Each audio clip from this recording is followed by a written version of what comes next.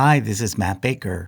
One of the things that this channel is best known for is its family trees. Well, today I'm going to show you the ultimate family tree, the one that connects every single living thing on our planet, the evolutionary tree of life. If you want to get a copy, just head over to our website, usefulcharts.com, or click the link in the description or pinned comment.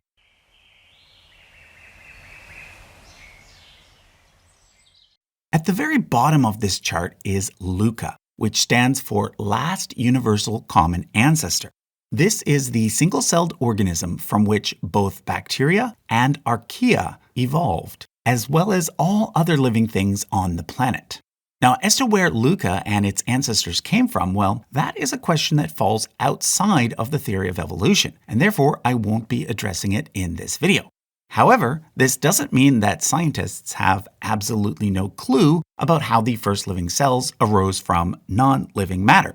There are actually several theories out there, and if you're interested in learning about them, just do a search for the term abiogenesis.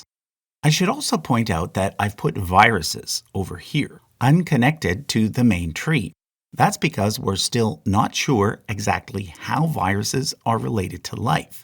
They may represent a stage before the emergence of life, or they might be the result of some DNA or RNA escaping from a living cell. Either way, the main difference between anything living and a virus is that life can reproduce on its own, whereas a virus needs a living host in order to replicate. Nowadays, viruses are categorized into realms, of which 3 are shown on this chart. Duplo DNA vira includes viruses that are based on a double strand of DNA, hence duplo. These include the viruses that cause herpes, mono, and chickenpox. VariDNA vira includes various DNA-based viruses, such as the virus that caused smallpox, as well as the closely related monkeypox.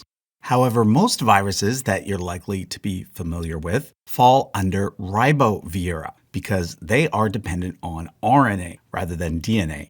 This includes the viruses that cause the common cold, as well as those that cause the flu, which is short for influenza.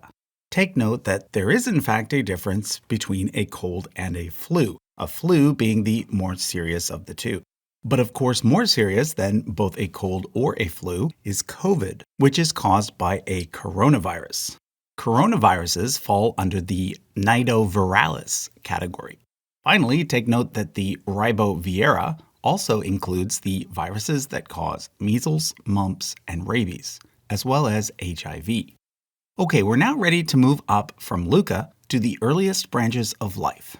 10 years ago, when I first made an evolution chart, it was thought that life initially went in 3 directions, which is why the previous version had 3 domains: bacteria, eukaryote, and archaea.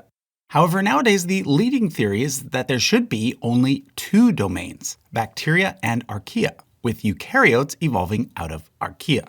Let's look at bacteria first. Bacteria is the type of single-celled life that we're most familiar with, because like viruses, they cause a lot of diseases. Take, for example, Streptococcus, which causes both strep throat and pneumonia, or Staphylococcus, which people often get in wounds. Both of these bacteria belong to the Bacillota phylum. An even larger bacteria phylum is Pseudomonadota. It includes the germs that cause E. coli, cholera, salmonella, meningitis, and worst of all, the bubonic plague, aka the Black Death, the most deadly pandemic in all of human history. But not all bacteria is bad. There's also good bacteria called probiotics, such as Lactobacillus, which is used to make yogurt and is good for our digestive systems. There's also Pelagibacteria, pelagus being Greek for of the sea. These bacteria live in the ocean and are super important for the Earth's overall ecosystem. Archaea are far less familiar to the average person. They were initially lumped together with bacteria, but are now understood to be quite distinct. In fact, they include some of the most extreme forms of single-celled life, such as those that live in super hot environments called thermophiles, and those that live in super salty environments called halophiles. However, Archaea also includes a proposed superphylum called Asgard, named after the home of the gods in Norse mythology. It's from Asgard cells that the very first eukaryote cell is thought to have developed, around 2 billion years ago. Now, eukaryote cells differ from bacteria and archaea cells in that they are much larger and more complex, being comprised of many different parts, most notably a nucleus, which is where the cell's DNA is located. This contrasts with bacteria and archaea cells, which have DNA floating around in the middle. Another part of a eukaryote cell that you might be familiar with are the mitochondria, which are kind of like little energy factories. Interestingly, these came to exist within eukaryote cells via a process called endosymbiosis. Basically, a bacteria cell, similar to those Pelegi I mentioned earlier, went inside an Asgard cell to create a sort of supercell. One example of these early type of supercells are amoebas. However, over time, these new kind of cells started to join together to form multi-celled organisms as well, such as brown algae, which is now placed in the SAR supergroup. But then there was yet another endosymbiosis event around 1 billion years ago. This time, a type of cyanobacteria entered a eukaryote cell to create archaeplastids, which have yet another special cell part called plastids. The most famous type of plastid is the chloroplast, which is used by plants to convert energy from the sun into a type of energy that can be transferred to other living things.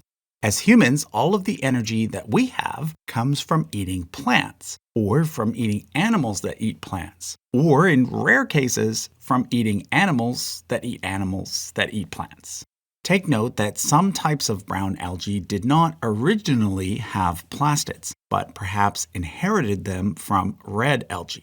Now take note that all of these early eukaryote life forms exist outside of the three main kingdoms, which are plants, fungi, and animals. At one time, these early eukaryotes were placed in a fourth kingdom called protists. And then later they were divided into a bunch of smaller kingdoms. But nowadays the exact classification has been left up in the air because scientists are still trying to figure out exactly how everything pieces together. Another big thing that has only been discovered quite recently is that fungi are actually more closely related to animals than they are to plants.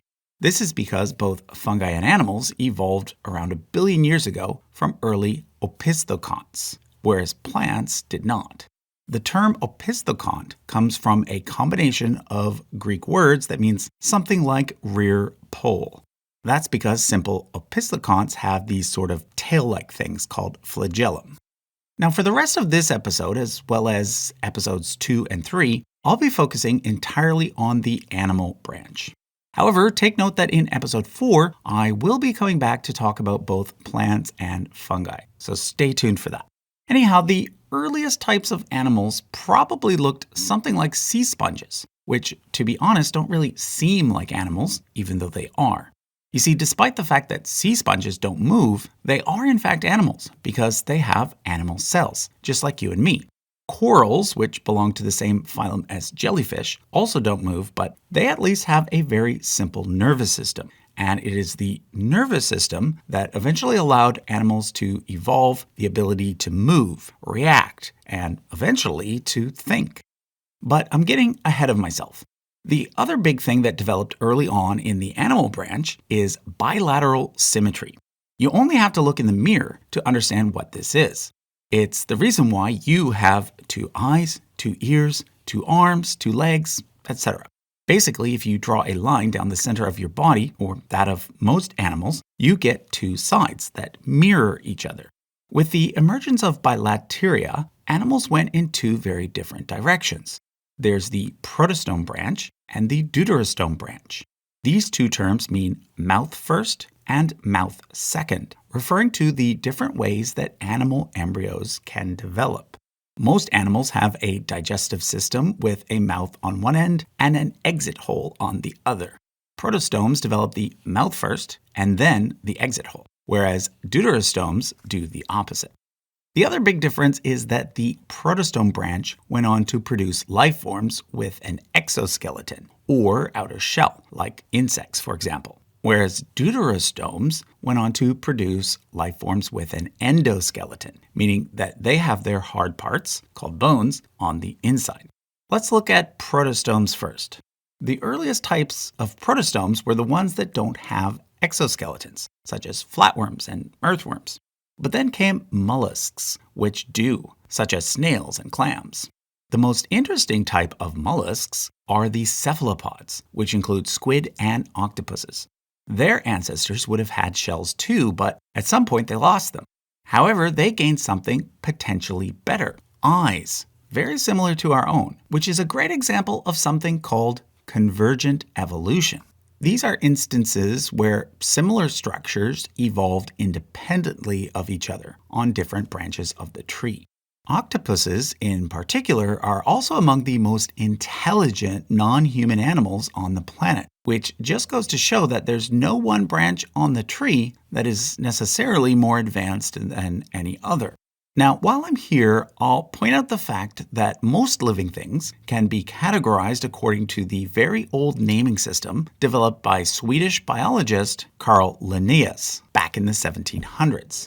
Linnaeus is the one who developed the ranking system that starts with kingdom and then proceeds through phylum, class, order, family, genus, and species.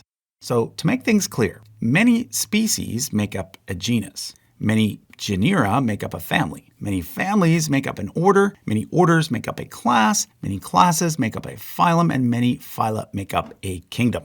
Now, since the 1700s, it's become clear that things are actually more complicated. And that's why there are often other category names inserted between the main ones, such as bilateria and protostomia. In these cases, those divisions are simply called a clade. Okay, next I want to start back at the protostome node and proceed up this time towards the insects.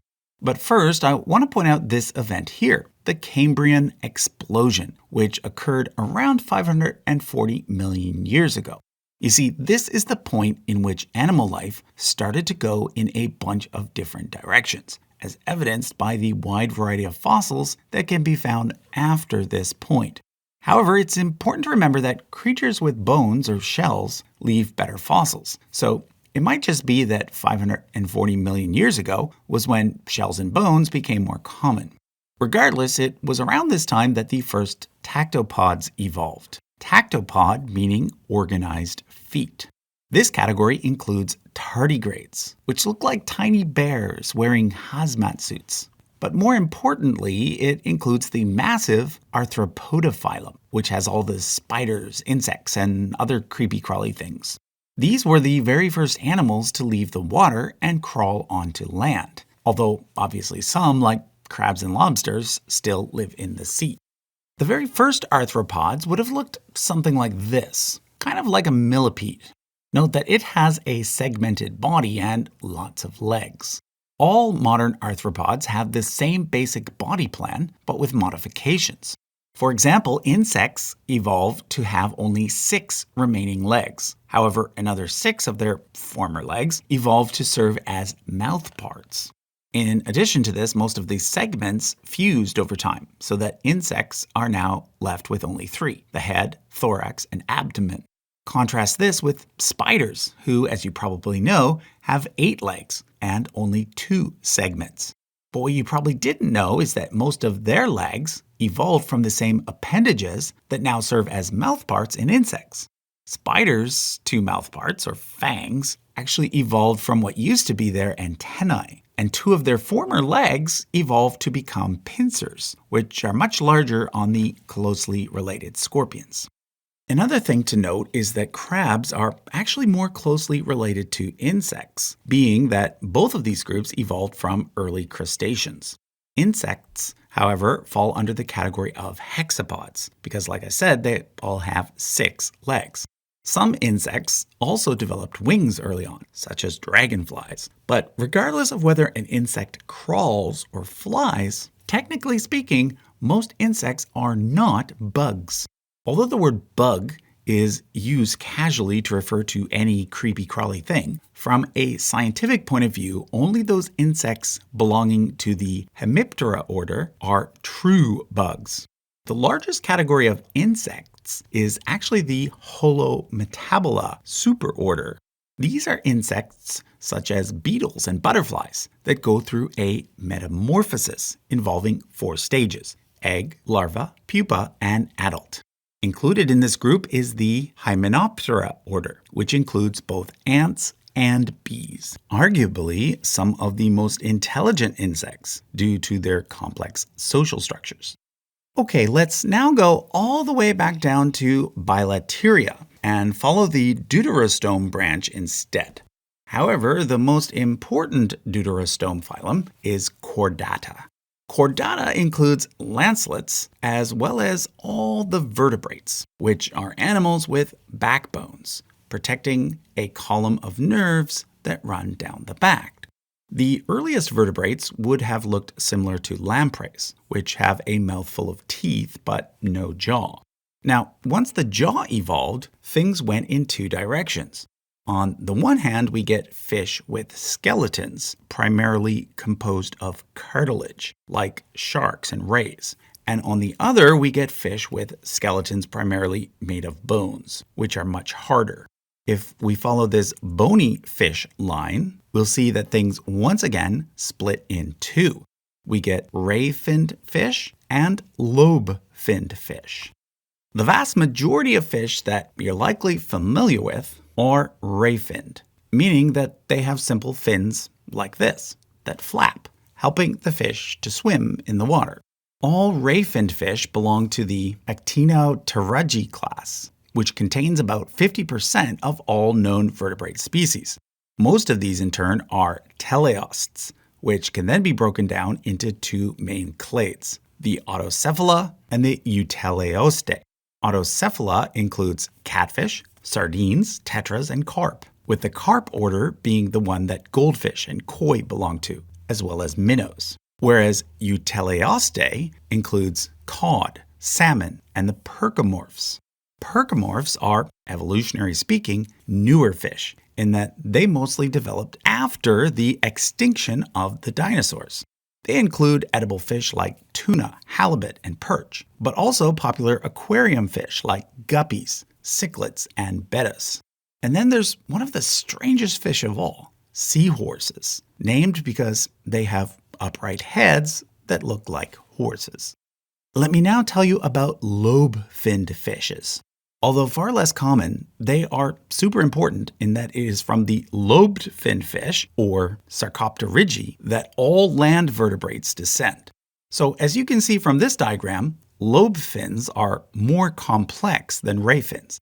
They have bones that look more like little limbs, which is basically what they are.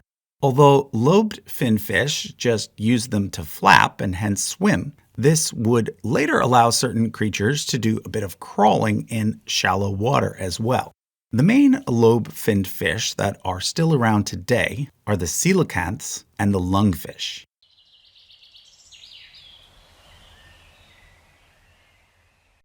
Okay, so the first thing we need to discuss is how a creature like this eventually evolved into a creature like this. Both have skulls and a central backbone, so that's not the issue. The issue is how a fish's fins, which are used for swimming, evolved into a land animal's limbs, which are used for walking. Well, like I said last time, it has to do with a special category of fish called Sarcopterygii, which still exists to this day, but are quite a bit different from the dominant Actinopterygii class. You see, most fish have ray fins that look like this. They're basically just one strong bone with a bunch of really thin bones attached to it, forming a sort of fan that flaps back and forth. In contrast, Sarcopterygii fish have fins that look like this. They too have a bunch of thin bones, albeit a bit thicker, but what's really interesting are these 3 bones here. If you were to look at an X-ray of your own arm, you'd see that the upper part, between your shoulder and elbow, has a single bone, which is called the humerus, whereas the lower part between your elbow and your hand has 2 bones, called the radius and ulna. After that, you get all the small bones in your wrist, hand, and fingers. Well, this basic structure can be found in just about every four-limbed animal on Earth, whether it's a lizard or a lion. Even birds have it, as well as bats and whales. That's because all four-limbed animals are the descendants of Sarcopterygi fish. But how did some fish go from having fin rays to having lobe rays? Well, it may be easier than you think. If you've ever had a home aquarium, you might be familiar with zebrafish. They're often used in scientific research, and nowadays you can buy a genetically modified version called glowfish, which glows in the dark. But just a few years ago, in 2021, scientists were able to genetically modify a zebrafish in another interesting way. By creating a mutation in just one gene called HOXA11, they were able to breed zebrafish with two new fin bones, similar to the radius and ulna. However, stronger limbs were not the only thing that were needed in order to make the transition from water to land possible. There was also the issue of breathing. As you probably know, most fish breathe using gills, which are organs behind the eyes used to extract oxygen from water. Well, it might surprise you to learn that lungs actually evolved around the same time as gills. In other words, the earliest fish had both. However, most fish ended up relying entirely on their gills, which then allowed their lung to evolve into the swim bladder, which they could then use to control their buoyancy. But notice that I said most fish. One of the surviving members of the Sarcopterygi branch is the lungfish, which, as its name implies, uses lungs to breathe. But even if some fish had lungs as well as stronger limbs, what led them to leave the water and crawl onto land? Well, it wasn't a sudden move like most cartoons suggest. Like most things in evolution, it took millions of years.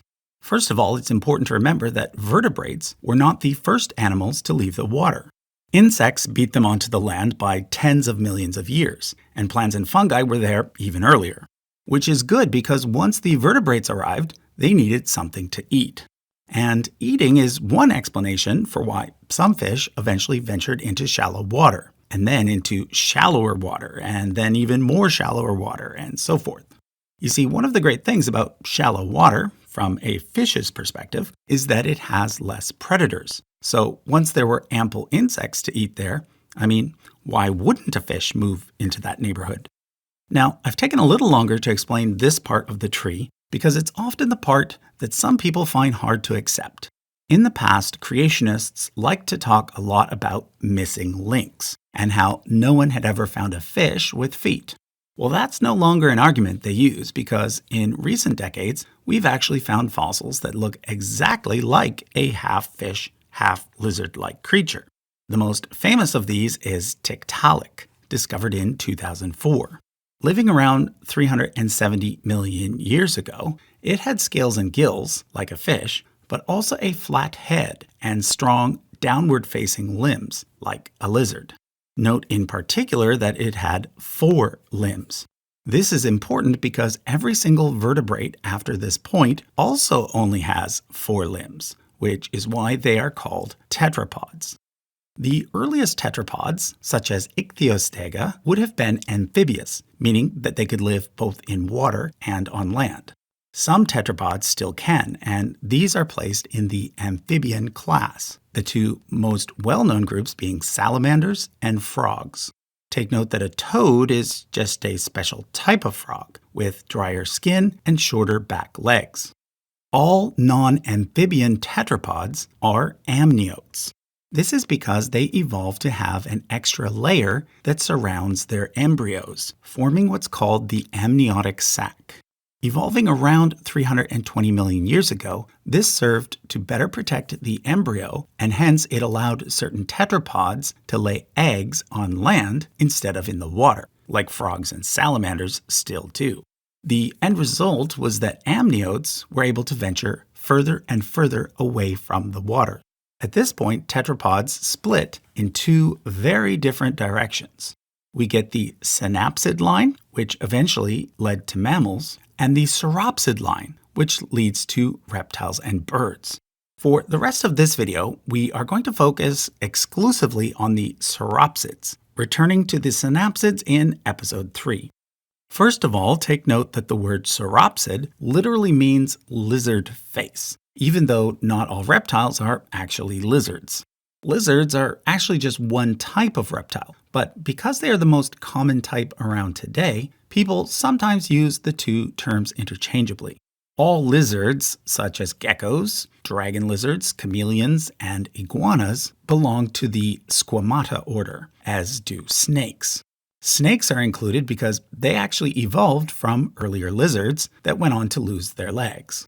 Another major reptile order that still exists today is the Testudines order, which includes turtles and tortoises. The difference between a turtle and a tortoise is kind of the same as the difference between a frog and a toad. Turtles live in more wet environments, whereas tortoises are just a special type of turtle that live in more dry environments. Finally, in terms of major extant reptiles, there's the crocodile order, which also includes alligators.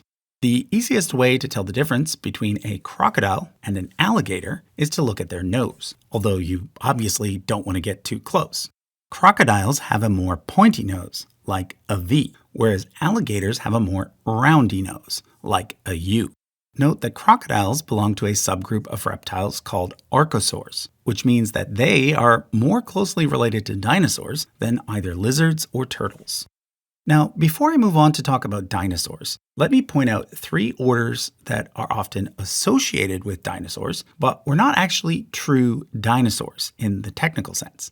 These include pterosaurs, such as pterodactyls, which most people tend to think of as flying dinosaurs, as well as ichthyosaurs and plesiosaurs, which most people think of as swimming dinosaurs. Note that ichthyosaurs looked more like dolphins, whereas plesiosaurs looked more like the supposed Loch Ness monster. Actual dinosaurs are only those reptiles that belong to the Dinosauria clade, which evolved from early archosaurs. As you might know, the word dinosaur literally means terrible lizard.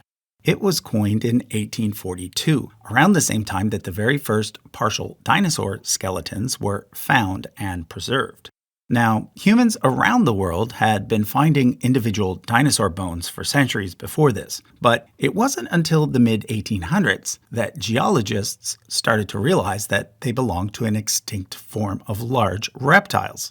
Prior to this, it was assumed that they must have belonged to giant humans or dragons.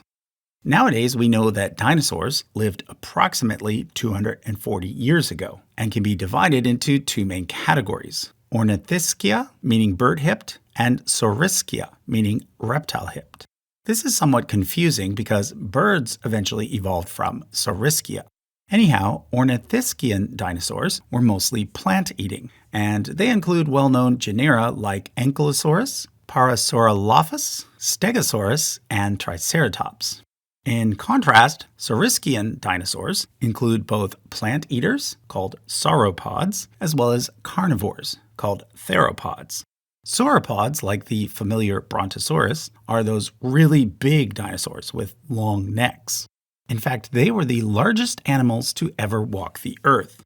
However, it's the theropods, such as Tyrannosaurus rex, that we tend to consider to be the mightiest of all the dinosaurs. Which is interesting because it's from the theropod dinosaurs that birds descend. The path to birds starts with aviale, which simply means bird wings. This clade includes Archaeopteryx, which is the earliest known dinosaur to have feathers and wings.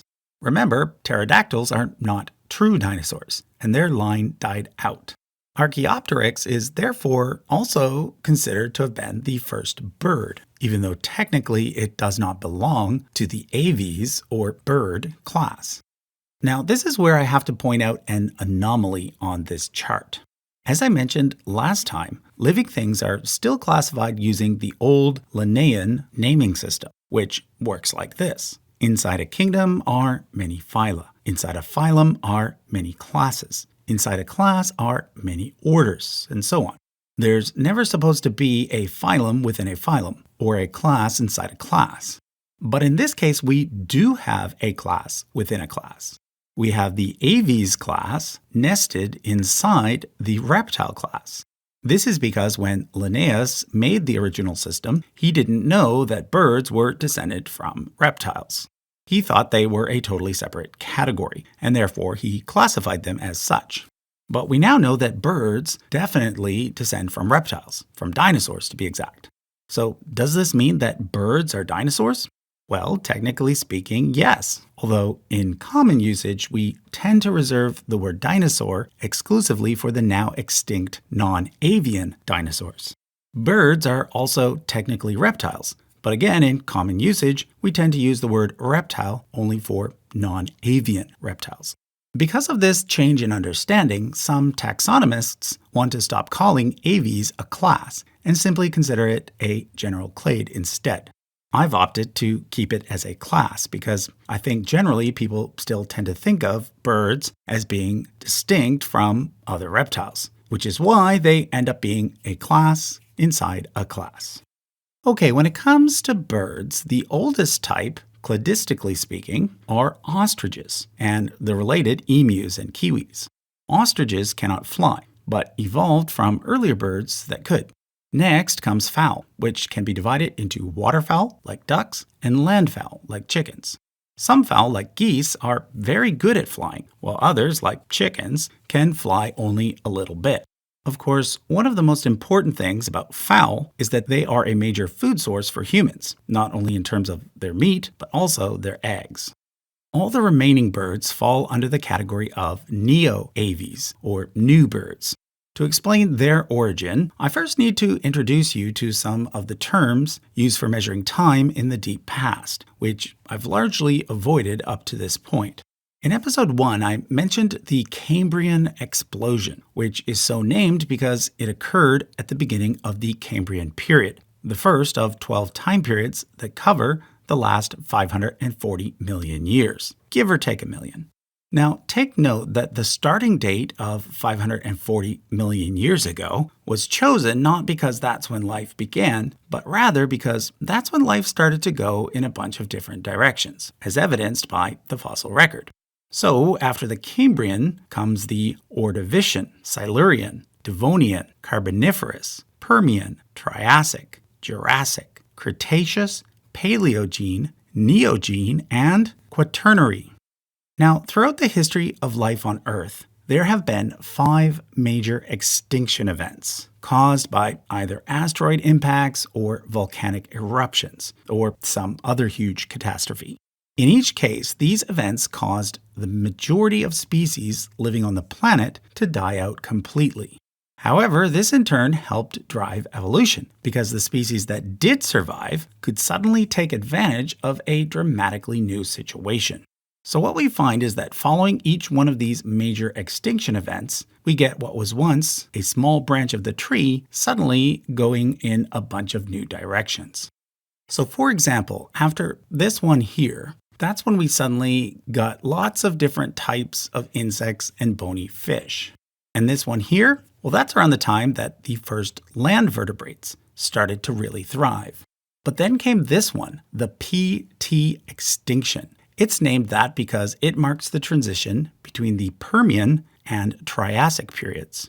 Well, it was the biggest mass extinction event of all time, killing off about 80% of all ocean species and about 70% of all land species. In fact, the PT extinction changed things so much that we use it to mark the transition to a whole new era. We call the first 6 periods the Paleozoic era. Paleozoic meaning old life. Whereas we call the next 3 periods the Mesozoic era, meaning middle life. The Paleozoic is also sometimes referred to as the age of fish, because the greatest diversity of life during this entire era could be found in the ocean. Whereas the Mesozoic is referred to as the age of reptiles, because that's when the dinosaurs dominated. Although true dinosaurs didn't actually appear until the Jurassic, after yet another major extinction event. Which brings us to the final mass extinction, and the one that you're likely the most familiar with. Most people know it as the KT extinction, K standing for Cretaceous and T standing for Tertiary, which was an older term used for the Paleogene and Neogene. We know that this one was definitely caused by an asteroid, and we even know exactly where it hit. It's right here in Mexico. But the reason most people know about it is that this was the event that killed off the dinosaurs, paving the way for mammals to dominate. That's why the current era, the Cenozoic, which means recent life, is also called the Age of Mammals. However, that's a bit misleading because it could also just as accurately be called the Age of Birds, which is the reason why I took the time to explain all of this.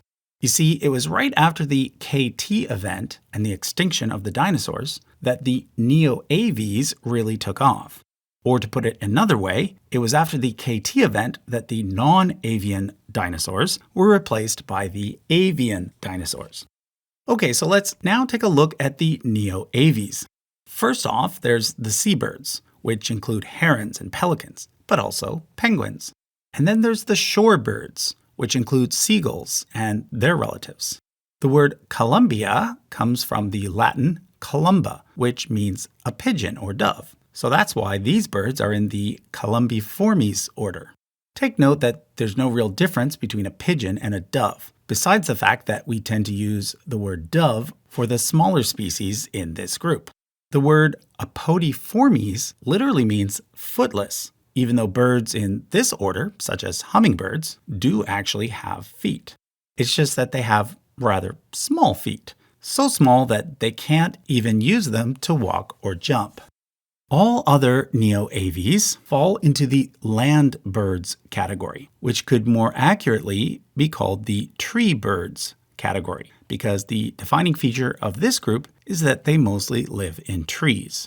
From here, things split into the Afroaves, which originally evolved in what is now Africa, and the Australaves, which originally evolved in Australia and South America. Afroaves includes woodpeckers, most birds of prey like eagles and hawks, as well as owls, whereas Australaves includes parrots and the largest bird order of all, the passerines, or perching birds. Passerines are well known to most people because they include all of the songbirds, many of whom live alongside humans in our neighborhoods as well as in the forest. These include popular backyard birds like sparrows, cardinals, finches, chickadees, starlings, and robins. But it also includes a family of birds that ranks among the most intelligent animals in the world, corvids. Corvids include magpies and jays, as well as crows and ravens. The main difference between a crow and a raven is that a raven is much larger and goes, whereas a crow is smaller and goes.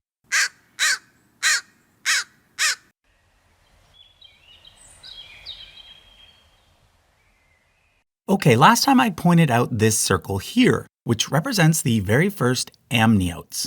Amniotes are so named because in their embryonic stage, they grow inside an amniotic sac. In egg-laying creatures, this sac is located within the egg itself, alongside a separate sac called the yolk, which eventually gets absorbed. However, in live-bearing creatures and humans, the amniotic sac grows inside the womb and then ruptures just prior to birth, which is when we say that a mother's water has broken. The earliest amniotes would have all been egg layers, and the first ones likely evolved around 320 million years ago. But very soon after that, they split into two groups, each going in a very different direction. This fork in the road, so to speak, is one of the most important on the entire tree because it basically splits the entire top into two parts. On the right side are the reptiles, dinosaurs, and birds, which we discussed last time. And on the left are the mammals, which we're about to get into. The technical term for these two groups are sauropsids and synapsids. As I mentioned last time, sauropsid literally means lizard face. But what about the word synapsid? Well, the word synapse means something like connecting arch or bridge. Therefore, we could say that synapsid means bridge face. To better understand this word choice, let's take a look at some skulls. This is the skull of a coyote, which is a synapsid. Notice this part here? It looks like a connecting arch or bridge. Most synapsids have this feature, whereas sauropsids, as represented by this T-Rex skull, do not. Another key difference is that synapsids have only one opening behind each eye socket, whereas most sauropsids have two. Now, we humans are also synapsids, so you can actually feel that connecting bridge on your own face. It's right below your temple being what's left of that single opening behind the eye socket. Basically, this bridge connects your cheekbone to the place where your jaw begins. That's why when you chew, you can feel the muscles moving in this area. The earliest type of synapsids, such as Dimetrodon, were originally called mammal-like reptiles. That's because on the outside, they looked like a reptile, even though on the inside, they were starting to develop mammal-like features. Later, they were called pelycosaurs, which is the term I use on this chart. But note that I put it in quotation marks. That's because officially this term is no longer in use either, even though in common speech it's still the name that most people use. Technically, it's better to call creatures like Dimetrodon proto-mammals or stem mammals because even though they looked like reptiles, they were not.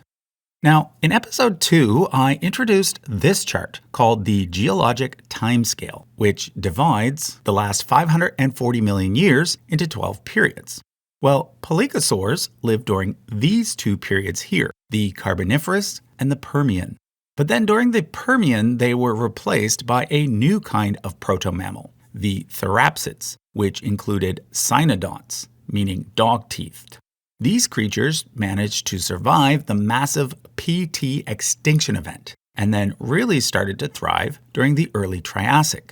So, in other words, proto-mammals were around before the emergence of the dinosaurs.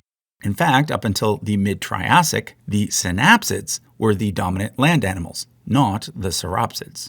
It wasn't until the second half of the Triassic that the archosaurs, and then later dinosaurs, started to take over, reaching their peak during the Jurassic and Cretaceous.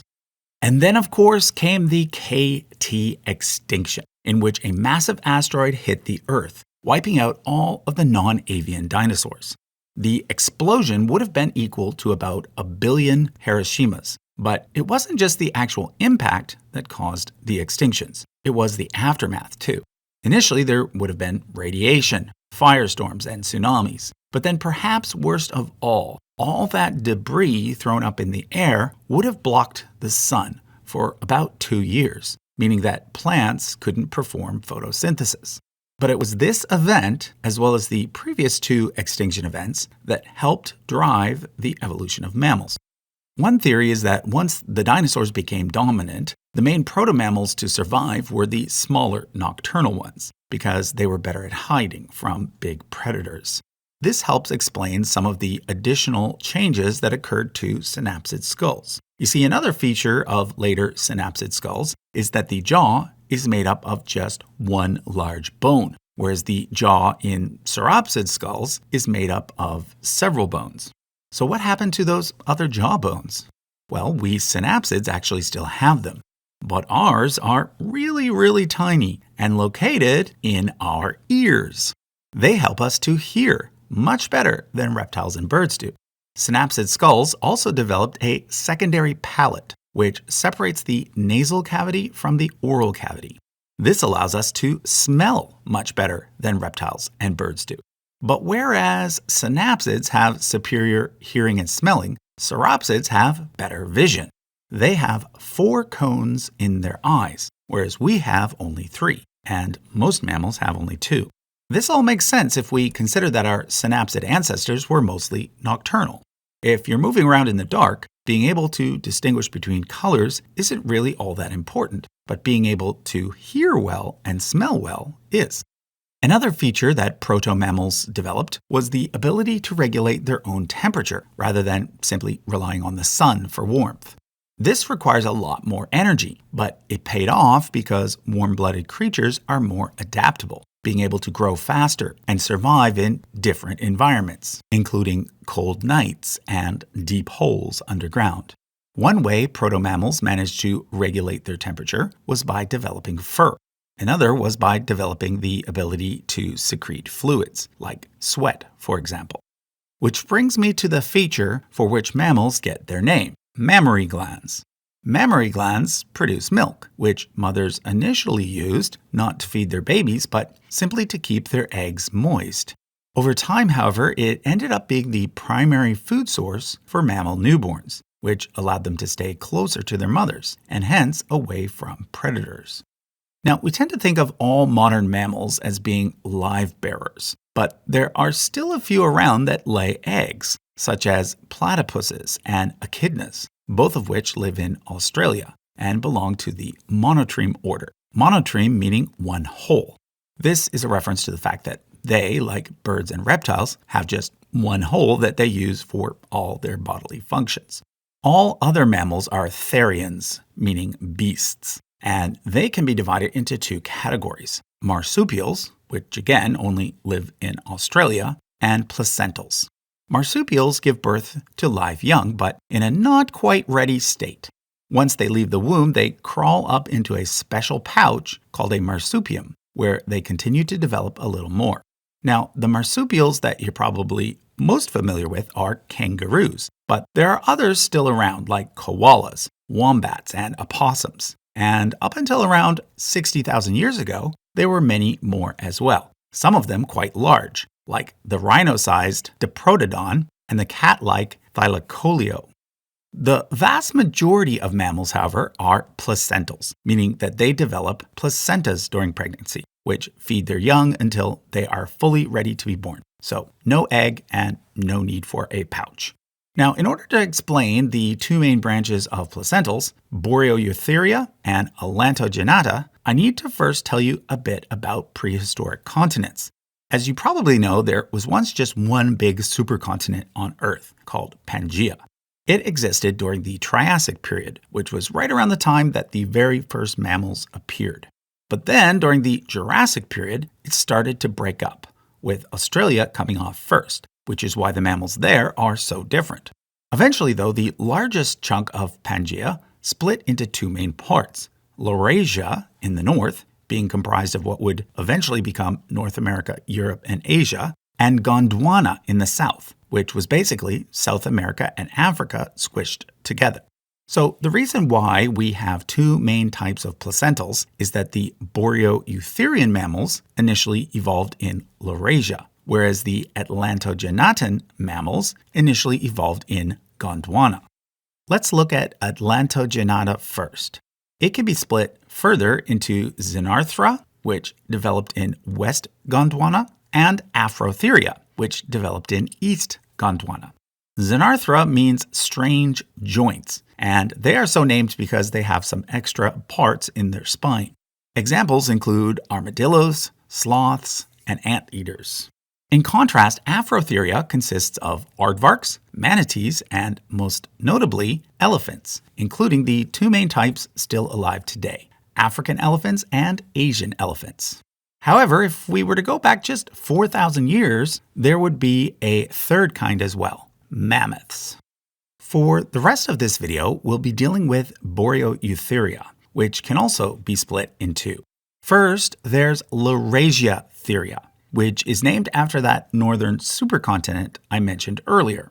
Here we find hedgehogs and bats, as well as all of the hooved animals, called ungulates. These in turn can be divided into Perissodactyla, meaning odd-toed, and Artiodactyla, meaning even-toed. Those with an odd number of toes per hoof include horses, who have just one, and rhinos, who have 3. In terms of even-toed ungulates, hippos, pigs, and deer all have 4 toes per hoof, whereas the rest have 2, such as giraffes, camels, and bovids. Bovids being the family that includes cows, sheep, and goats. But also included in Artiodactyla are a group of mammals with no hooves at all, at least not anymore. These are the cetaceans, like dolphins and whales, who now live exclusively in the water, but who evolved from hippo-like ancestors who once lived on land. Finally, within Laurasiatheria is the carnivore order, where we find humanity's 2 best friends, cats and dogs. In fact, this entire order can be split in two between the cat-like carnivores, called Feliformes, and dog-like carnivores, called Caeniformes. In Feliformia, we find hyenas, as well as the Felidae family, which includes cougars, cheetahs, bobcats, and the now extinct saber-toothed tigers, and panthers. Tigers, lions, and leopards are actually all panthers, even though we tend to reserve the word panther only for black panthers, which are actually black leopards. And then, of course, there's the Felis genus, which includes the African wildcat, from which the domestic cat, Felis catus, evolved.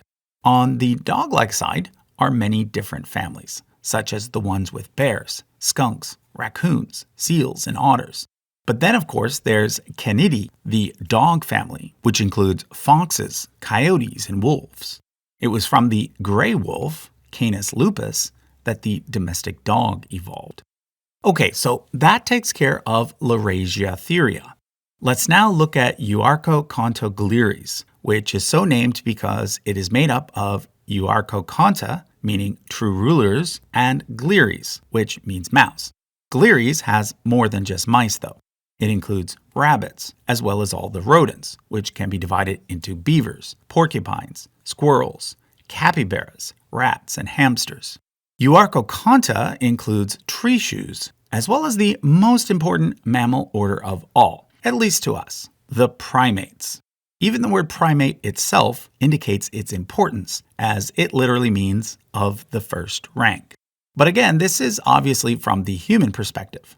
From an evolutionary perspective, no one branch of the tree is any more important or better than any other. As long as it's still there, it can be considered successful. And even from the perspective of our own definition of intelligence, there are many branches of this tree that have produced highly intelligent life forms. Besides primates, there's also cetaceans, elephants, parrots, and corvids. And way down here, there's octopuses, who are known to use tools. Even pigs are smarter than most people realize. But on the other hand, I don't think we have to apologize for having a particular interest in primates. After all, they are our closest relatives. So let's take a look. First, I'll mention the two prosimian orders, tarsiers and lemurs. All other primates, including monkeys and apes, are called simians, which literally means flat-nosed. Now, a lot of people use the words monkey and ape interchangeably, but they shouldn't because these are actually two very different types of simians. Monkeys are generally much smaller and have tails, whereas apes are bigger and are the only mammals to lack tails. Monkeys themselves can be divided into two main types based on where they first evolved.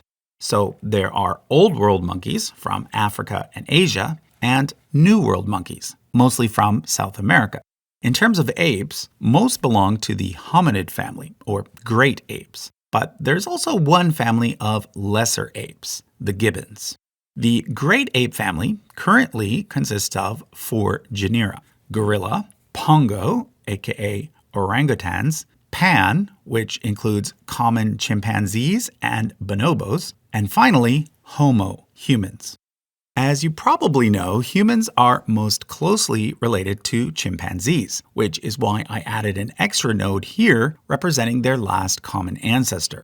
This ancestor was neither a chimp nor a human, but rather something in between that lived around 9 million years ago. Perhaps something like the now extinct Sahelanthropus chadensis, discovered in 2002.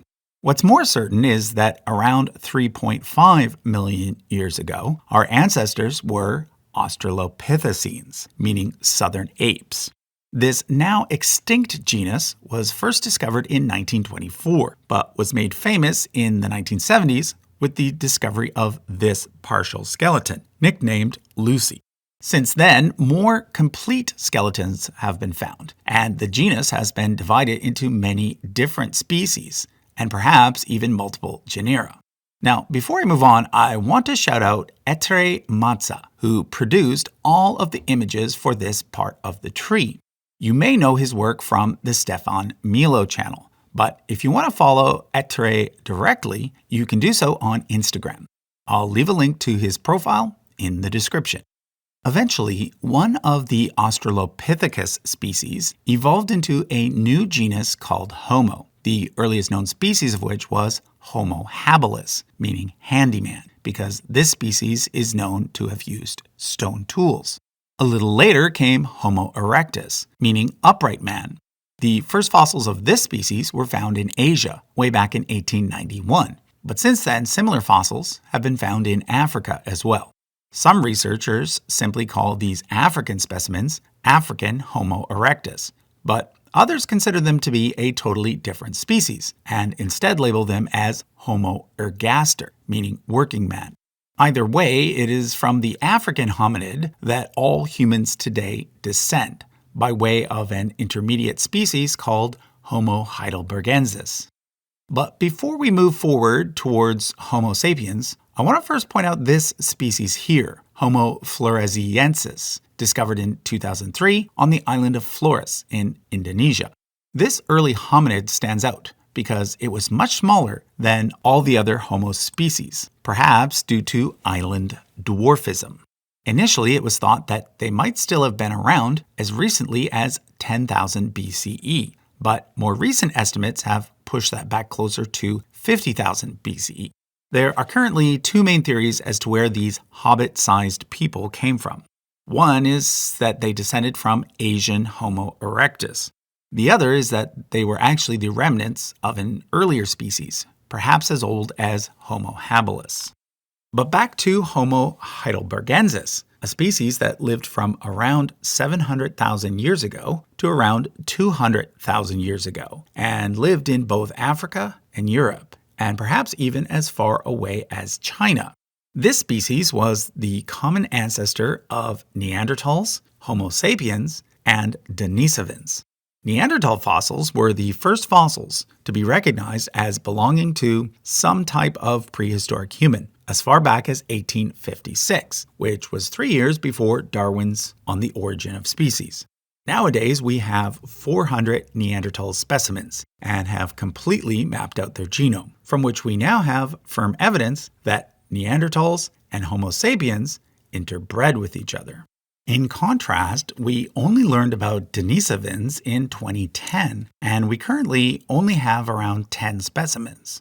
We have, however, mapped out their genome, and from this we have learned that they interbred with both Neanderthals and Homo sapiens. Neanderthals are named after the Neander Valley in Germany, where some of the very first remains were found. And they are generally now seen as being a unique species called Homo neanderthalis. However, the Denisovans, which are named after Denisova Cave in Russia, have not yet been assigned an official name.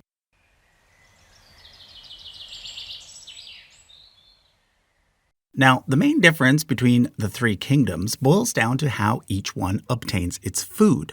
Animals, including us humans, have to eat our food, meaning that we have to literally take other life forms, put them in our bodies, and then let our internal digestive systems do some processing.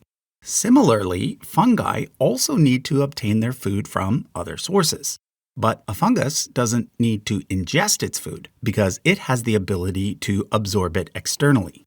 But plants are super special because they alone have the ability to make their own food through a process called photosynthesis. They can do this because they have little green cell parts called chloroplasts that take energy from the sun and turn it into sugar. Interestingly, the word chloroplast comes from the Greek and literally means green thing that makes. Now, back in episode 1, I explained where these little green cell parts came from. They were originally a type of cyanobacteria. Again, the word cyan comes from the Greek and refers to a sort of greenish-bluish color. But then, around 1 billion years ago, an endosymbiosis event occurred whereby that bacteria entered a larger eukaryote cell to create the first archaeplastid. From there, we got a form of multicellular life called algae, which comes in green, red, and brown. Algae are similar to true plants in that they can perform photosynthesis, but they differ in that they're far more simple and live exclusively in the water. Okay, so the first major split within the plant kingdom is between vascular plants and non-vascular plants. Vascular plants have a network of veins, kind of like we animals do, but whereas our veins carry blood, plant veins carry water and nutrients. Together, plant veins make up all the various features that we tend to associate with plants, things like roots, stems, branches, and leaves. But not all plants have these things. Those that don't, i.e. the non-vascular plants, belong to the Bryophyta division. Take note that when it comes to plants and fungi, the word division is used in place of phylum. The type of Bryophyta that you're probably the most familiar with is moss, that spongy green stuff that spreads out over surfaces but never grows very tall. This is because bryophytes need to stay close to moisture, since it was in water that plants originally evolved. However, vascular plants do much better on land and can grow much higher thanks to their stems and branches, which A, provide them with structure, and B, help transport water up. If you've ever cut a carrot, you may have noticed that it has a little circle inside a bigger circle. Well, all plant stems and branches are similar. The circle in the middle is called the xylem, which in ancient Greek means wood. Its job is to carry water and minerals up from the ground to the top of the plant. In contrast, the outer circle is called the phloem, and it serves as a two-way pipe, carrying sugar, the byproduct of photosynthesis, to every part of the plant. Okay, the next split on the chart divides the vascular plants into those with seeds and those without seeds. Those without belong to the Pteridophyta division, pterid meaning ferns. So ferns, like most other plants, do have branches and leaves, but since they don't have seeds, they reproduce in a slightly different way. If you look on the underside of a fern leaf, you'll notice a bunch of tiny little bumps. These are called sori, and they are full of spores. Spores differ from seeds in that they are produced asexually. Which brings me to the whole topic of plant sex. Most plants produce seeds, and seeds are basically little embryos, meaning that in order to create one, you need both a female and a male, or at least a female part and a male part. But before I dive into that, I need to point out that seed-bearing plants can be divided into two main categories, angiosperms and gymnosperms. Angiosperms are also known as flowering plants, but they could also be called fruit-bearing plants because only plants with flowers produce fruit. And what is fruit? Well, fruit is simply a special container for seeds. In fact, the word angiosperm literally means container seed. This is in contrast with gymnosperm, which means naked seed. Now, when it comes to gymnosperms, most people tend to think only of conifers, or cone-bearing plants, almost all of which are evergreen. But there are actually a few other types of gymnosperms as well, such as the ginkgo tree, which loses its leaves. So what unites all gymnosperms is not cones or being evergreen, but the fact that their seeds aren't enclosed in fruit. Let's look at the well-known pine tree as an example. When I say pine cone, you probably think of this. But this is actually just one kind of pine cone, the female kind. On the same tree, you'll also find these ones, which are the male kind. So I guess we could say that pine trees, at least most species of pine, are hermaphrodites, meaning that they are both male and female at the same time. What happens is this. The male pine cone releases pollen, some of which blows in the wind and enters the female pine cones, where it combines with ova to form embryos, or seeds. These seeds then grow, and when they are ready, the female cone releases them in a mostly naked form, i.e. without fruit. Some angiosperms, such as pumpkin plants for example, reproduce in a similar way, except instead of cones, they have flowers. And instead of producing mere seeds, they produce fruit, with the seeds on the inside. So for example, on a pumpkin plant, you'll find two different types of flowers. Although they look quite similar, one type will be male and the other type will be female. Once the female flower is pollinated, the fruit, in this case the pumpkin, starts to develop at the bottom of the flower. Over time though, the flower fades away and the pumpkin gets bigger and bigger. Now, there are actually two other ways that seed-bearing plants can reproduce. For example, most willow trees are either male or female. So in this case, some trees produce only male flowers and others produce only female flowers. But it's actually the final way that is used by most angiosperms. Most angiosperms produce just one type of flower, but that flower is both male and female at the same time. Sometimes called perfect flowers, they have both stamen, which are the male parts, and carpels, which are the female parts. But angiosperms are not actually classified by how they reproduce. Instead, they are classified by how their seeds grow, the two main types being monocots and dicots. Cot refers to cotyledons, which are plants' very first leaves. If you've ever tried to grow plants from seeds, you've probably noticed that these sprouts usually look something like this. Those two initial leaves are the cotyledons, and since there are two of them, we know that this plant is a dicot. Grass, on the other hand, is a monocot, so when it sprouts, it looks like this. Another good example is to think of a corn kernel versus a peanut. A corn kernel is a monocot seed, which is why it's just a single piece, whereas a peanut is a dicot seed, which is why you can split it in two. Most dicots are eudicots, meaning true dicots, but there's also magnolid dicots, which are some of the oldest angiosperms still around. As the name suggests, this group includes magnolias, but it also has avocado, cinnamon, laurels, black pepper, and radiator plants, which are one of the more popular types of houseplants, coming in lots of different varieties.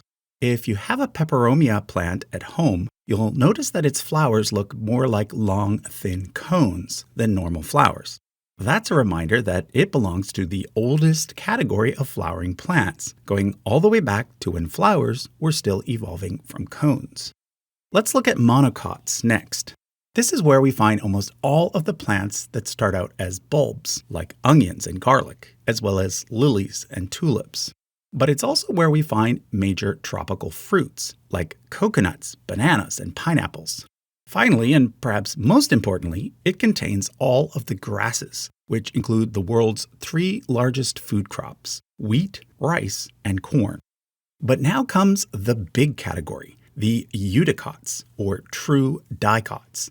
This group contains about 75% of all flowering plant species, most of which only evolved relatively recently, after the extinction of the dinosaurs.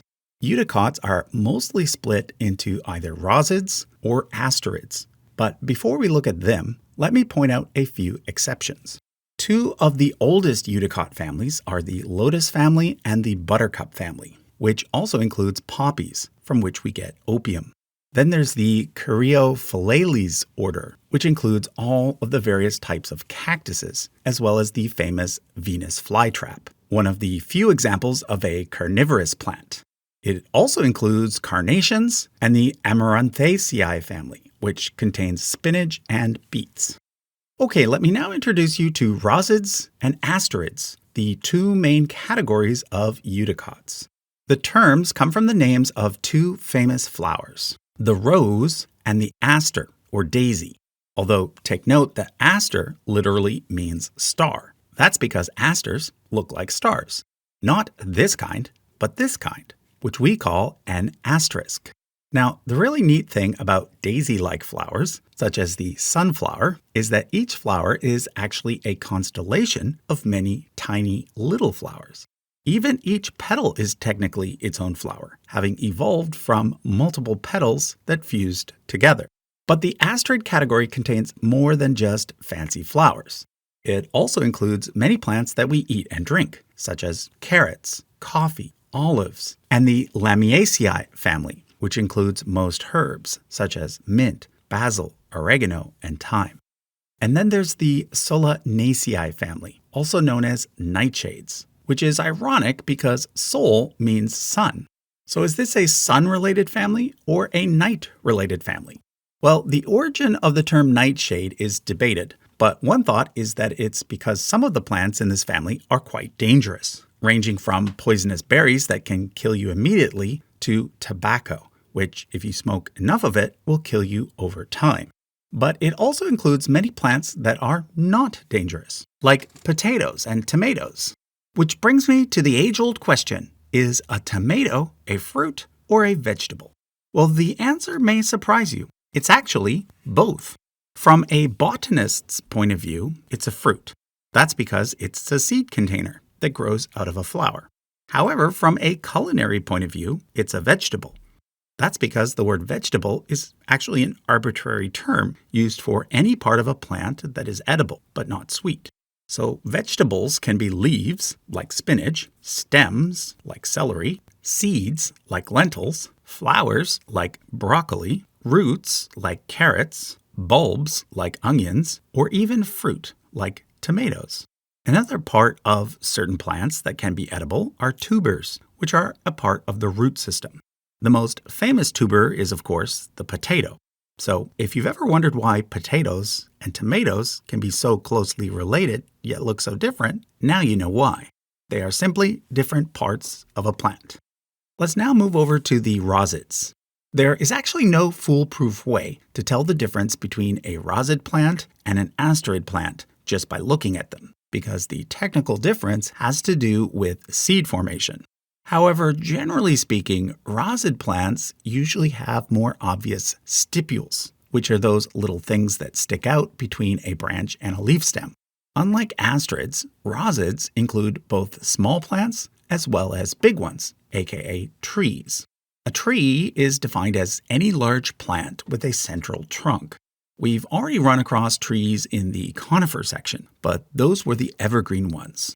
When it comes to deciduous trees, meaning those that lose their leaves in the autumn, they are mostly found here among the rosids, such as elms, oaks, maples, and willows.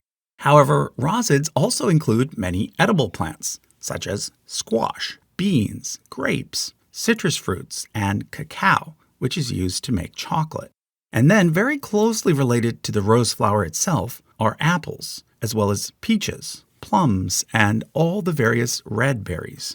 Now, I should point out that when it comes to roses, the ones you're likely familiar with don't actually occur in nature. A wild rose, like most eudicots, only has 5 petals. The many-petaled roses that people like to give to their lovers are the result of many decades of human cultivation. Okay, so that takes care of the plant kingdom. For the rest of this video, we're going to take a look at fungi. For many centuries, fungi were considered to be plants, but we now know that they are actually more closely related to animals, having split off from a common ancestor about 1 billion years ago. The study of fungi is called mycology, from the Greek word mykes, meaning mushroom.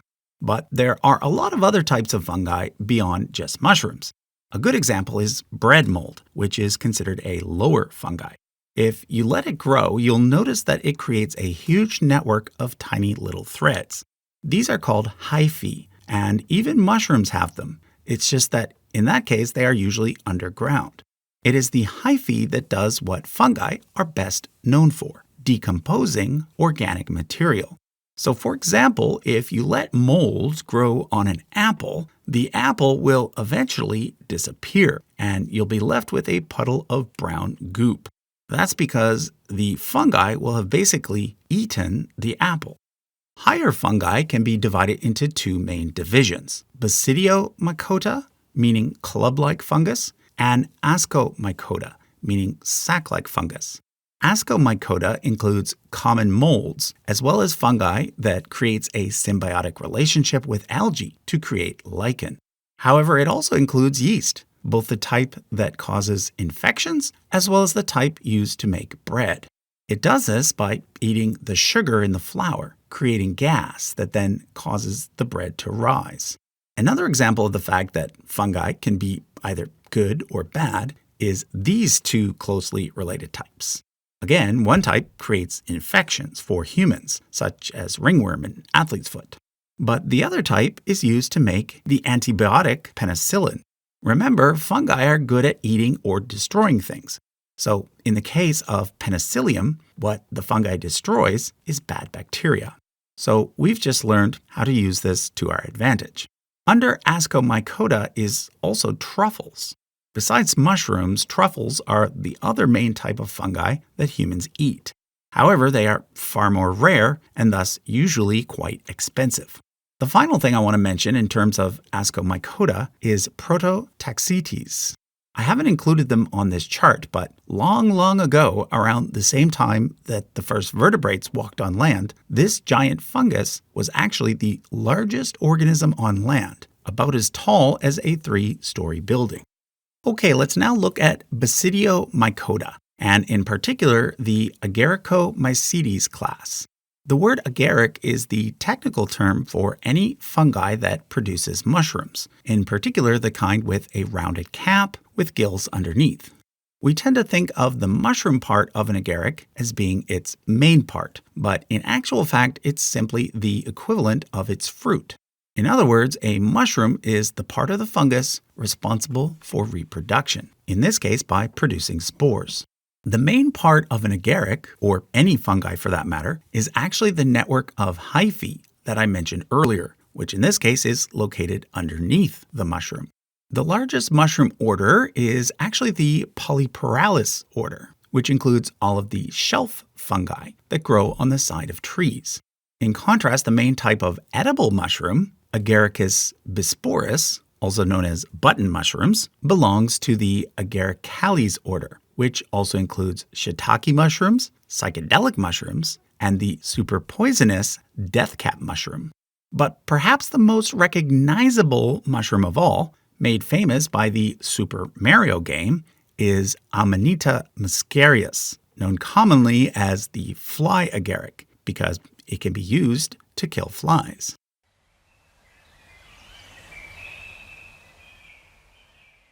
First off, I need to address the word theory. In everyday speech, a theory is simply an idea that may or may not be true. However, in science, that's not what a theory is at all. For ideas that may or may not be true, scientists use the word hypothesis instead, and they reserve the word theory for ideas that have been tested over and over again and shown to be extremely reliable. So take, for example, the theory of heliocentrism, which is the idea that the Earth revolves around the sun and not the other way around. You probably assumed that this idea is now known to be a fact. Well, it's not. It's actually still just a theory, because no one has been able to travel far enough out into space to actually observe it happening. However, in science, we don't ever say that something is just a theory, because in science, when something reaches the level of a theory, it's basically as close to fact as you're going to get. The other thing I want to clarify is what I mean by evolution. Most creationists accept what they call microevolution, which is an acknowledgement that species can and do change over time. For example, through human intervention, large dogs can be bred to become smaller dogs, and wild roses can be cultivated into complex hybrids. And even without human intervention, we know that white moths can eventually evolve to become black moths in order to better hide in their environment. But this is not what I'm talking about. What I'm talking about is what creationists call macroevolution, which is when one species ends up evolving into a totally new species, something which unfortunately we cannot directly observe, because on average it takes more than 1 million years. But it's even more than just macroevolution. What I also mean when I say evolution is the theory of common descent, which is the idea that every single species on Earth can eventually be traced back to a single common ancestor.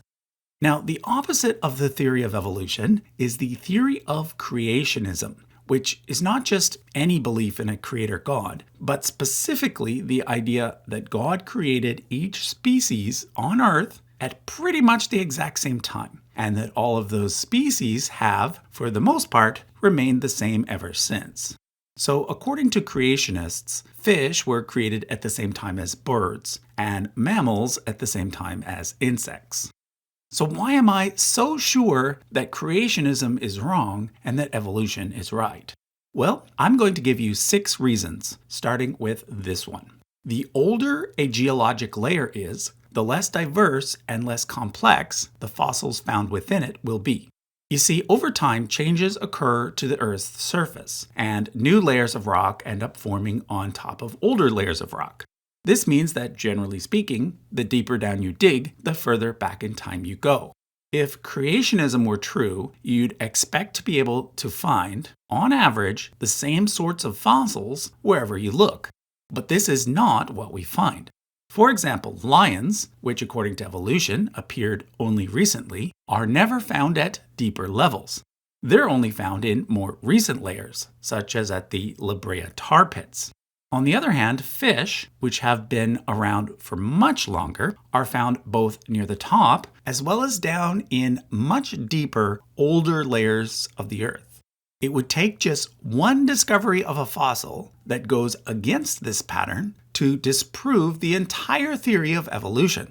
So, for example, if any fossilized mammal were ever to be found at a very deep level, where previously only Cambrian fossils had been found, then boom, the whole theory would crumble.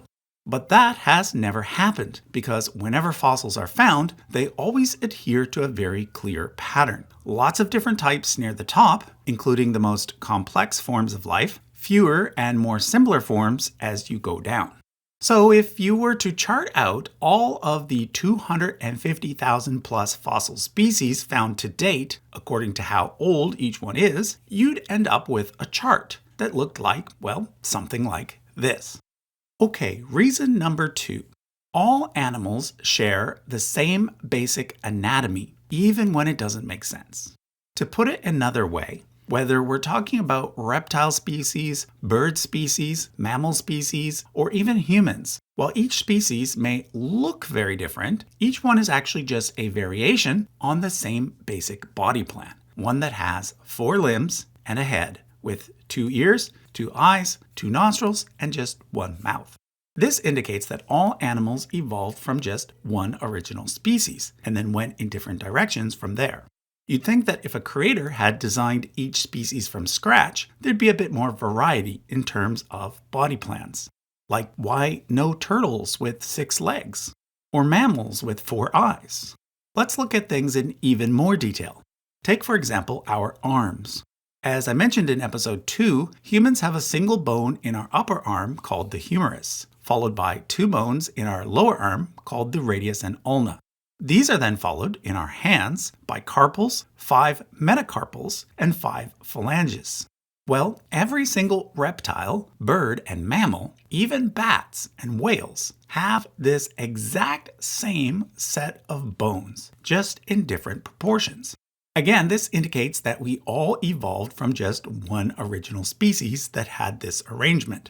We can do the same sort of comparisons with insects and with plants, and we can even combine all the various ancestor species together to get even older ancestor species.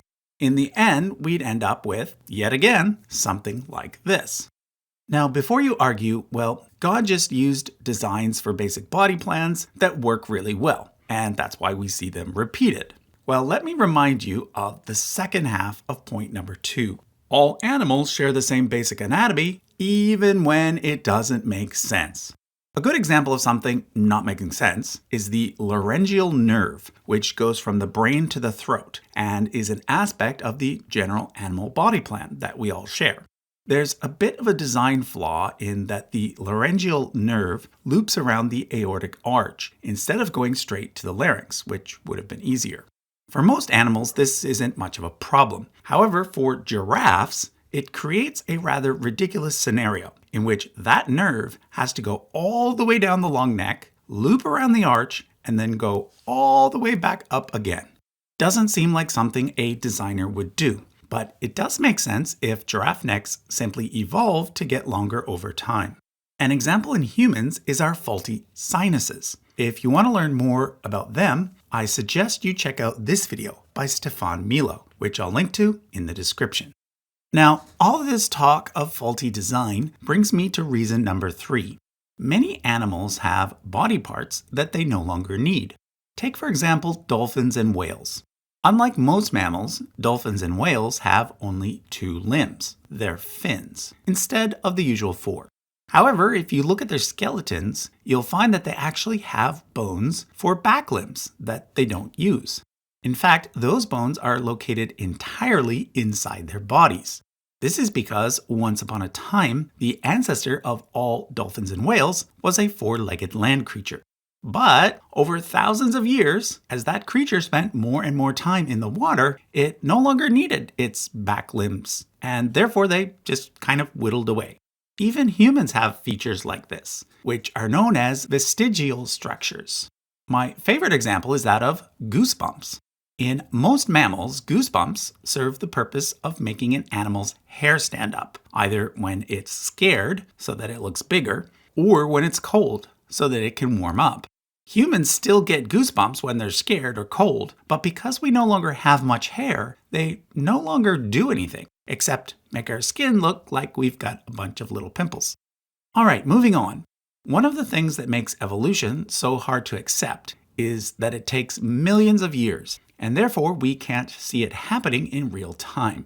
I mean, even I'll admit, the thought of a single cell evolving all the way to a human seems pretty crazy. But here's the thing. We can in fact see a single cell evolve into a human in just 9 months. It happens every time a zygote grows to become a baby. So let me now give you reason number 4. As fetuses grow, they acquire features in the exact same order that they are predicted to have been acquired through evolution. The result is that, at certain stages, all animal fetuses look pretty much the same. Then they go in different directions, just like they did in evolutionary history.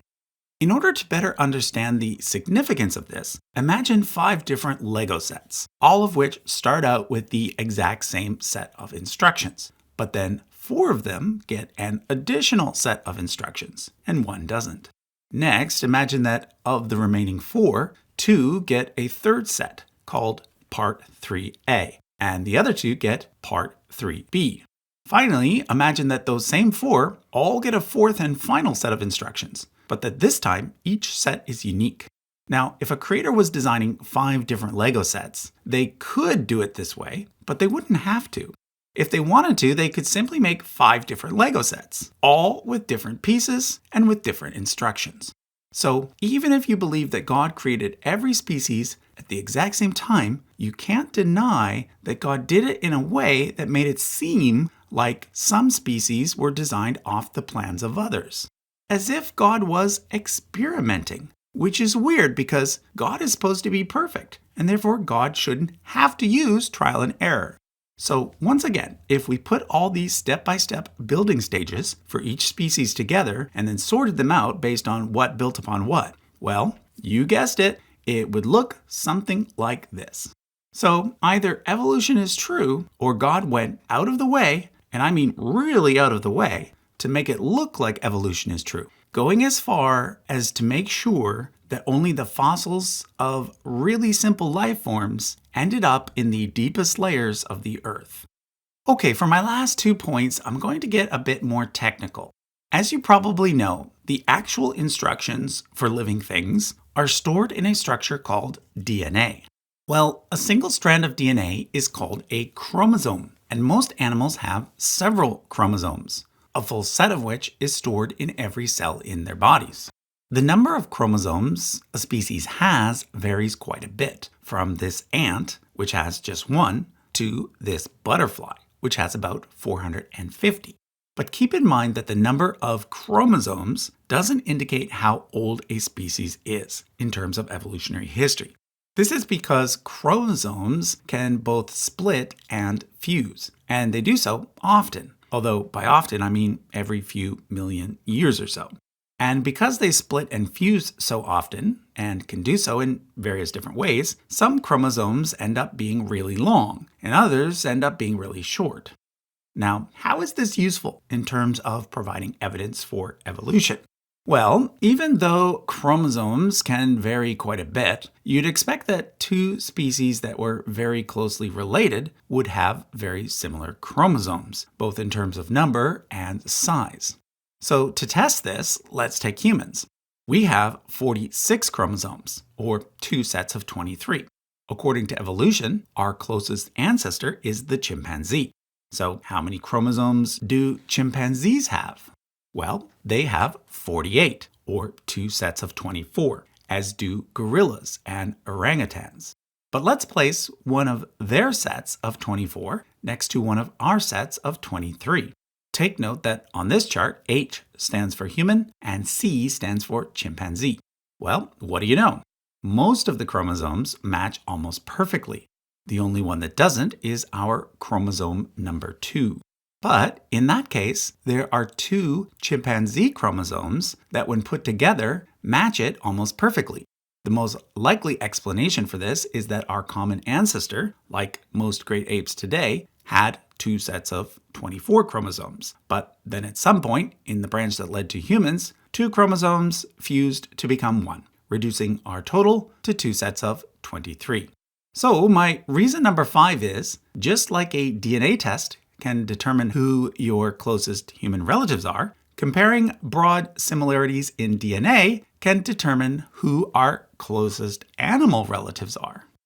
Now, before I move on, let me clear up a common misconception that people have about evolution. Most people seem to think that evolution says that humans evolved from chimpanzees, but it doesn't. What evolution says is that both humans and chimps evolved from a common ancestor, one that was neither a human nor a chimp. Although I'll admit to the human eye that common ancestor looks more like a chimp than it does a human. Another thing that creationists like to say is, if one species can evolve into another species, take for example a tiger and an elephant, how come we've never found a fossil of a half tiger, half elephant species? Again, this boils down to a misunderstanding of how evolution works. According to evolution, a tiger will never evolve into an elephant will never evolve into a tiger. However, if we go back far enough in time, we can find a common ancestor that was neither a tiger nor an elephant. You see, we can move forward along the branches of the evolutionary tree, and we can even make new branches. But one thing we can never do is jump from one branch to another, or combine 2 branches to make a chimera. Okay, my last point builds on point number 5, but gets even more technical. It has to do with viruses. Viruses differ from living things in that they cannot survive on their own. In order to replicate, they need to infect a living host.